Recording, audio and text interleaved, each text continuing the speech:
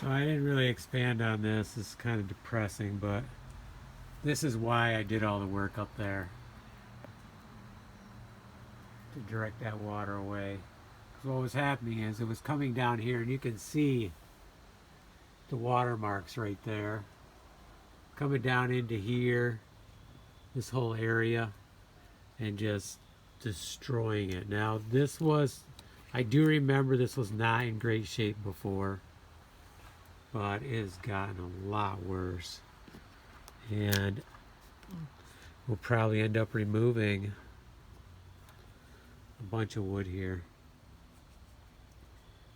But I'm not going to light into this now. I have other roof work I want to do.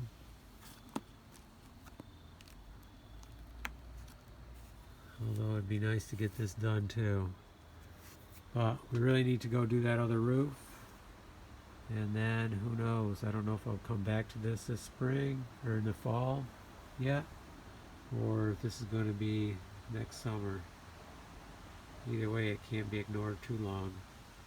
But we might have taken away a lot of the, it may not occur as much now.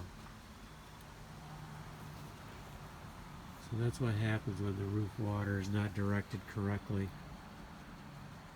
Something I should have done years ago.